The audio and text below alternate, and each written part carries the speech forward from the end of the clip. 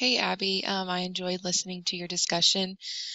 These are the top three things that I kind of got from your discussion.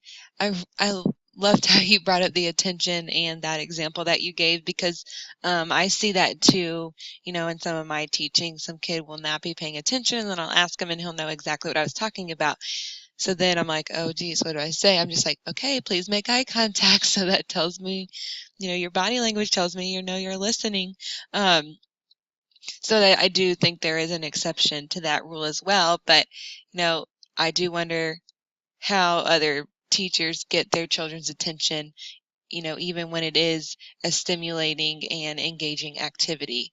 Um, you also talked about encoding, and I kind of you stated that encoding is personal and meaningful connections, and I kind of saw this relating to Gagne's 9 theories of instruction, and in relation to the external conditions that Gagne talks about, because the external conditions, that's the prior knowledge and the experiences that children, of course, have experienced in the past, and how they use their prior knowledge and experiences to connect to new learning and memorization. And one activity that brings or that reminds me is number talks. If anyone uses number talks in their math lessons, and sorry, I don't remember the exact theories of these, but I know we read and talked about one theory where you're supposed to teach the kids, and you're not supposed to really let them share their prior knowledge, because then if they, explain something that's wrong, then the kids are going to remember the wrong definition, if that makes any sense what I'm trying to explain. But then in number talks, you're supposed to have the kids kind of share how they get their answer through a math problem, and even if it's wrong, you're just supposed to say, okay, thank you.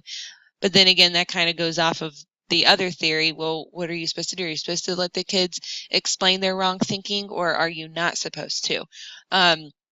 Because prior knowledge, a bunch of kids have different prior knowledge, and sometimes it's right and sometimes it's wrong. Anyways, moving on to feedback. I also found this similar to Gagne's theory, as feedback is one of the 9 events of instruction.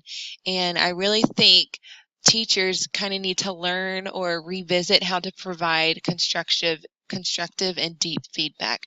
I think oftentimes our feedback is just good job, you're on the right track, or keep going, or we may write an A+ or a smiley face on top of a piece of paper, but I don't think that's really true feedback. I think we also give feedback as an external reward, and I know I do this. Like, I'll give the kid a sticker if they did a good job, and to me that's feedback, or maybe a piece of candy, but that's when the kid's working for an external reward, and we don't really want them. We want that to be more internal. So how do we provide feedback that supports that internal reward and supports the student learning, and allowing them to continue to learn through that feedback?